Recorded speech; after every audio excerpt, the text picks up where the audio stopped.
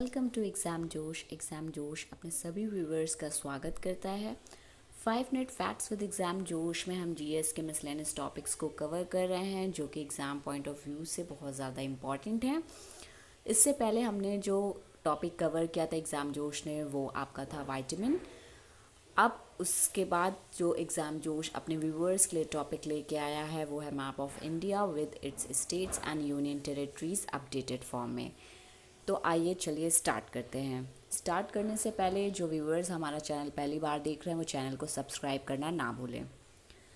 आइए चलिए Indian map को समझने की कोशिश करते हैं कि इसको अपडेटेड फॉर्म में क्यों कहा जा रहा है। आज का ये टॉपिक आपको जैसे कि पता ही होगा कि जम्मू कश्मीर हमारा जो था स्टेट एज अ वर्क कर रहा था, उसको बाइफर्केट करके अगर हम यहाँ पे देखें जम्मू एंड कश्मीर के पोजीशन को, तो इसका बाइफर्केशन करके इसको दो पार्ट में ऐसे डिवाइड कर दिया गया। एक पार्ट जो ग्रीन से आप देख रहे हैं वो लद्दाख में आ जाएगा, वो लद्दाख का पार्ट हो जाएगा। बाकी जो आप पर्पल कलर से देख रहे हैं यहाँ पे जम्मू एंड कश्मीर में, वो इट्सेल्फ जम्मू एंड कश्मीर ही रहेगा। लद्दाख की जो कैपिटल है वो लेह होगी और जम्मू एंड कश्मीर की जो कैपिटल है पहले की तरह समर एंड विंटर कैपिटल ही रहेगी जैसे पहले थी। श्रीनगर एंड जम्मू वर्क करेगी। श्रीनगर इसकी समर कैपिटल है, जम्मू इसकी विंटर कैपिटल है। ये रहा पहला अपडेट इंडिया के मैप में। उसके बाद अगर हम देखें कि दूसरा अपडेट क्या है इंडिया के मैप में, थोड़ा सा यहाँ पे देखने की कोशिश करते हैं कि Dadar and Nagar Haveli, Daman and Diu पहले से ही यूनियन टेरेटरीज थी जिनको मर्ज कर दिया गया है और ये दोनों एक यूनियन टेरेटरी की तरह काम करेंगी। इनकी जो कैपिटल होगी Dadar and Nagar Haveli, Daman and Diu की जो कैपिटल होगी वो दमन होगी। जी हाँ, ये जो Dadar and Nagar Haveli and Daman and Diu का मर्जर है वो हुआ था 26 जनवरी 2020।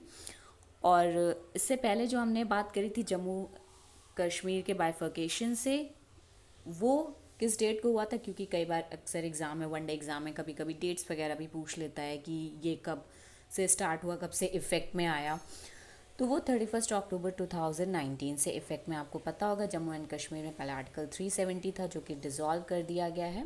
अच्छा, एक और यहाँ पे अपडेट है जो मैं आपको देना चाहूँगी। इन दोनों यूनियन टेरिटरीज़ लद्दाख और जम्मू कश्मीर जो कि सेपरेट यूनियन टेरिटरीज़ की तरह वर्क करेंगी, उन दोनों में क्या डिफरेंस होगा। लद्दाख जो यूनियन टेरिटरी है वो विदाउट लेजिस्लेचर वर्क करेगी और जम्मू एंड कश्मीर जो है यूनियन टेरिटरी वो लेजिस्लेचर के साथ काम करेगी। आई होप अब आपको ये यहाँ पे थोड़ा सा क्लियर हो गया होगा कि इंडिया के मैप में क्या अपडेटेड इन्फॉर्मेशन है। तो अब अगर इंडियन स्टेट्स की हम बात करें, टोटल कितने इंडियन स्टेट्स हो गए इंडिया में, तो वो होंगे आपके 28। और यूनियन टेरिटरीज़ की अगर हम बात करें कि कितनी यूनियन टेरिटरीज़ होंगी अब, क्योंकि ऐसे तो 9 होनी चाहिए बट अब 8 हो गई हैं, क्योंकि Dadar and Nagar Haveli, Daman and Diu दोनों को मर्ज कर दिया गया है। तो number of union territories will be your 8 and number of states will be 28। I hope अब आपको क्लियर हो गया होगा यहाँ से। अच्छा, इंडिया के मैप में अगर कुछ चीज़ें हम देखें तो आपको पता होगा ये जो southern most point, southern east point है, यहाँ पे आपका लाई करता है बे ऑफ बंगाल। जी हाँ, और इसका जो सदर्न वेस्ट पॉइंट है, यहाँ पे साउथ वेस्ट पॉइंट है जो इसका, वो अरेबियन सी है। और सबसे साउथ में यहाँ कहीं, यहाँ पे अगर आप साउथ में इसको देखोगे तो यहाँ पे लाई करता है इंडियन ओशन। जी हाँ, ये एक ऐसी कंट्री है जिसके नाम से ओशन का भी नाम है, इंडियन ओशन। आई होप अब आपको यहाँ से क्लियर हो गया होगा इंडिया के मैप में अपडेटेड इन्फॉर्मेशन इसके स्टेट्स को लेके कि टोटल कितने स्टेट्स हैं इंडिया में और कितनी यूनियन टेरिटरीज़ हैं। अब अगर आपको मैं बोलूँ कि हाँ, अब मैप में अगर आपको समझ में आ गया है कि दमन and Diu, Dadar and Nagar Haveli, Jammu and Kashmir, Ladakh दोनों सब यूनियन टेरिटरीज़ हैं, तो आइए थोड़ा सा कवर करने की कोशिश करते हैं इंडियन स्टेट्स को। 28 स्टेट्स हैं, तो आप देखोगे उसे समझने की कोशिश करो कौन कौन से स्टेट्स हैं। एक बार उनके नाम को एक रफ वे में देख लेते हैं।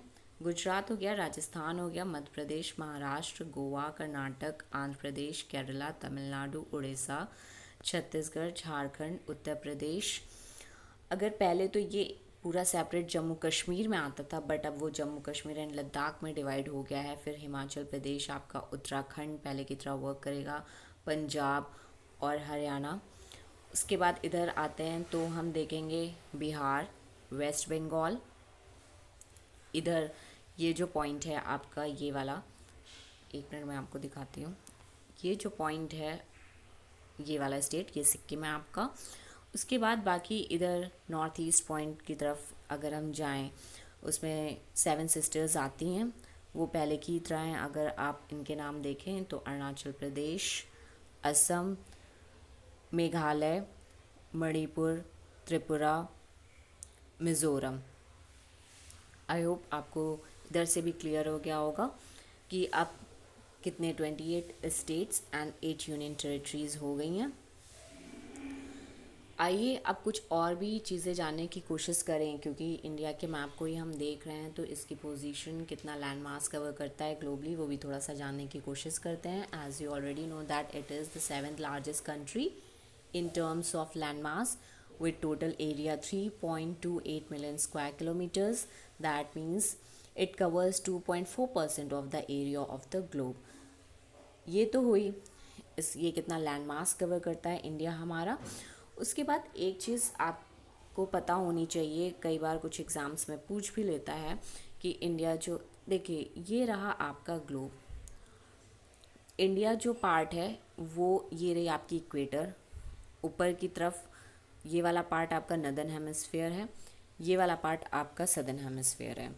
तो इंडिया जो पार्ट है वो नदर्न हेमिस्फीयर का है। ये तो लैटिट्यूड की बात। अगर हम लॉन्गिट्यूड की बात करेंगे तो इंडिया जो लाई करता है हमारा वो ईस्टर्न हेमिस्फीयर में लाई करता है कम्प्लीटली।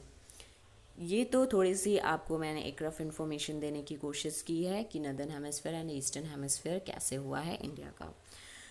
अगर हम इंडिया के मैप को देखें तो ट्रॉपिक ऑफ कैंसर भी इसको डिवाइड करती है 2 इक्वल पार्ट्स में। जो इसके क्लाइमेट आप देखेंगे, अलग अलग क्लाइमेट हैं इंडिया में, तो 2 टाइप के मेजॉरिटी में क्लाइमेट कवर करता है ट्रॉपिक ऑफ कैंसर की वजह से।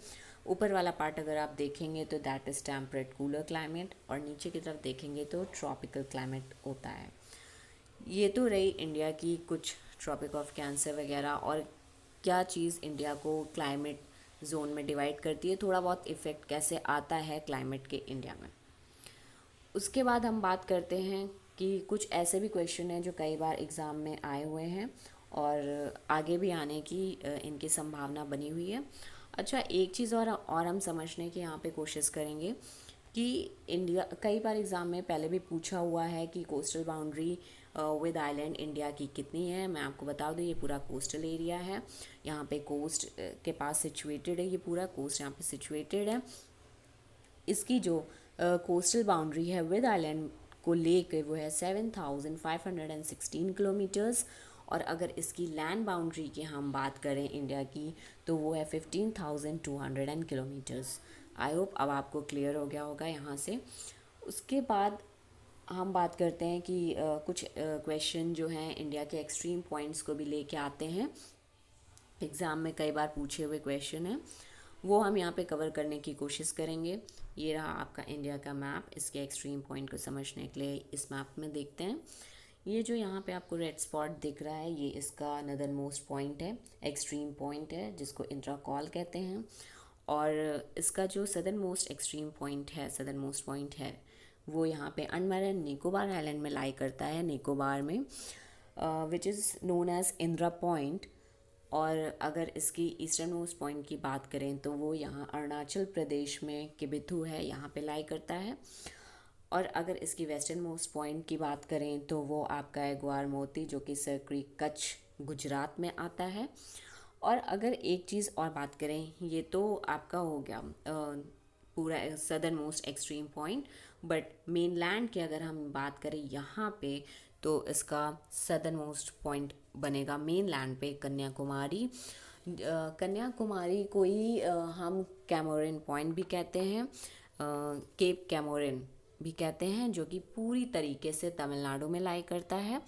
अच्छा, सदर्न मोस्ट पॉइंट जो हमारा है अंडमान एंड निकोबार में, यहाँ पे जो लाई कर रहा है वो पहले उसको पिग्मेलियन पॉइंट बोलते थे, लेकिन उसे रीनेम किया गया 10 अक्टूबर 1985 को, और इसका नाम इंदिरा गांधी जी के नाम पे रखा गया है। अच्छा, इंदिरा, ये रहा आपका सदर्न मोस्ट इंदिरा पॉइंट, और इसका नदर्न मोस्ट इंदिरा कॉल। लेकिन इंदिरा कॉल जो नाम आप देख रहे हो, वो ऐसा आप बिल्कुल मत सोचिएगा कि ये भी इंदिरा गांधी के ही नाम पर है, नहीं। पहली बात तो ये वाला पॉइंट हमारा नदर मोस्ट पॉइंट जो सियाचिन ग्लेशियर में लाई करता है, एक साइंटिस्ट थे बुलक वर्कमैन, जिन्होंने 1912 में गॉडेस लक्ष्मी के नाम पर इसको नाम दिया था इंदिरा कॉल का। तो ये कुछ एक्सट्रीम पॉइंट्स थे, कई बार एग्ज़ाम में पूछा हुआ है, इस वजह से मैंने ये यहाँ पे आपको बताने की कोशिश की है। आइए फिर से एक बार रिवाइज कर लेते हैं। नदर मोस्ट पॉइंट इंदिरा कॉल है, जो कि सियाचिन ग्लेशियर में। ईस्टर्न मोस्ट पॉइंट इसका किबिथू है, जो कि अरुणाचल प्रदेश में लाई करता है। वेस्टर्न मोस्ट पॉइंट इसका गौरमुर्ता विलेज है, जो कि गुजरात में, सक्रिक, कच्छ, गुजरात।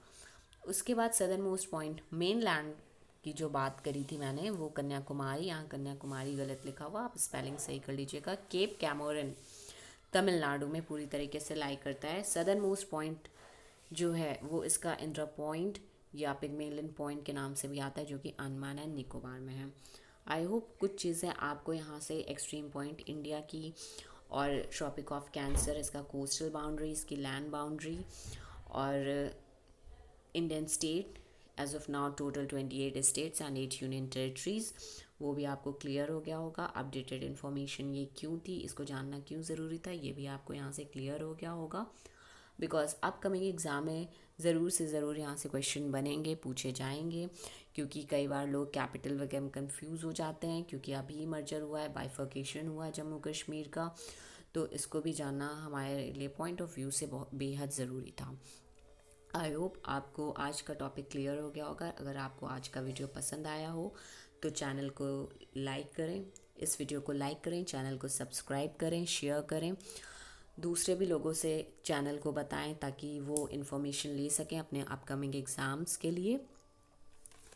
इससे पहले एग्ज़ाम जोश ने जो टॉपिक कवर किया था विटामिन, उसके क्वेश्चन एंड आंसर भी एग्ज़ाम जोश लेके आएगा अपने व्यूअर्स के लिए, ताकि उनका वो पॉइंट भी क्लियर हो जाए। और आई होप आज अब आपको क्लियर हो गया होगा अपडेटेड इन्फॉर्मेशन इंडिया के मैप में क्या क्या थी, उनके एक्सट्रीम पॉइंट्स क्या थे, उसका मेनलैंड बाउंड्री, कोस्टल बाउंड्री क्या थी, ग्लोबली कितना परसेंटेज, कितना एरिया हमारा इंडिया कवर करता है, कौन कौन से ओशन लाई करते हैं इंडिया के पास।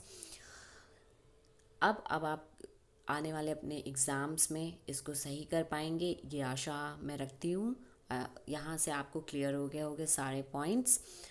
चैनल पे बने रहिए, आगे भी एग्ज़ाम जोश अपने व्यूवर्स के लिए बहुत ही इंपॉर्टेंट टॉपिक्स लेके आएगा, जो कि आने वाले एग्ज़ाम्स के लिए बेहद ज़रूरी हैं। घर पर रहें, स्वस्थ रहें, चैनल को सब्सक्राइब करना ना भूलें। धन्यवाद।